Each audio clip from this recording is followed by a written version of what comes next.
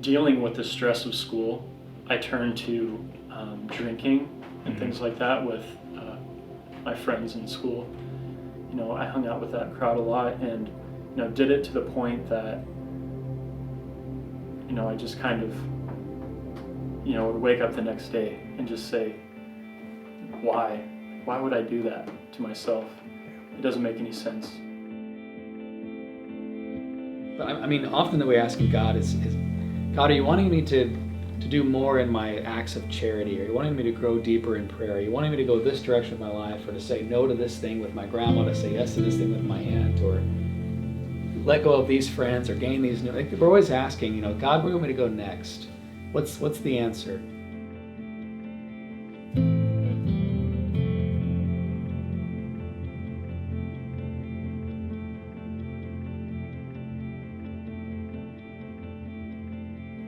Well, I knew that I needed to kind of take the steps, and that's kind of, I've had to measure my discernment journey in terms of like tiny steps. And the first one was the house.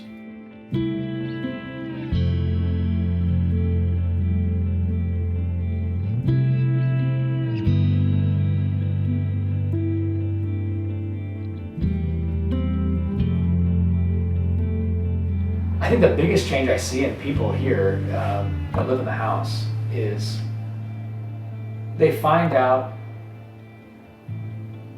that if they lay down their life like a grain of wheat falling to the ground and dying, that they don't just lose.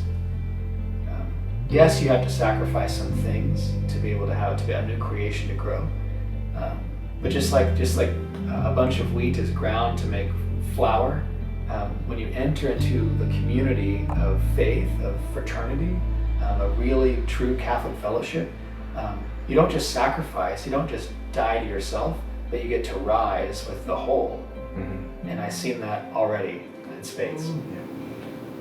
It's home. I mean, anytime you come here, you just feel like you're at home. I mean, there's no better way to describe it. I mean, you have Jesus in the house, in the chapel. I mean, what better place to be than be here with him?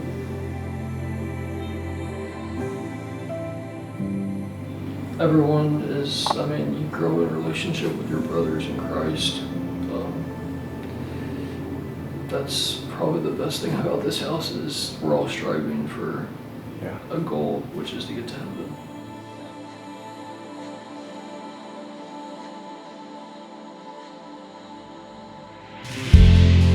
And just having guys that were in the same situation of discernment was so relieving. Mm-hmm. And just being able to mess around too, like we watched videos, so just like YouTube videos, just having fun, going out to eat, playing sports, but prayer is key.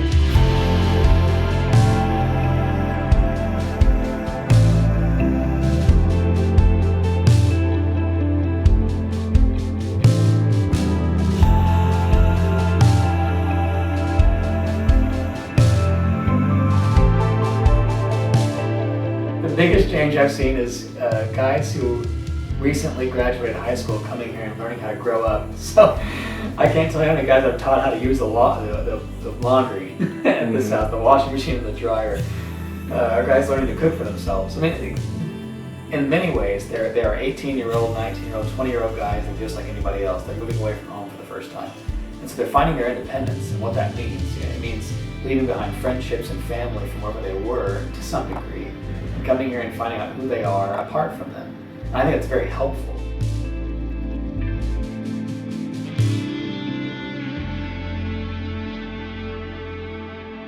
I guess giving everything up, like giving my own wishes to be an architect and say, God, I don't know if that's what I'm supposed to do. So I'm gonna let you run my life for a little while, and I'm gonna join the house.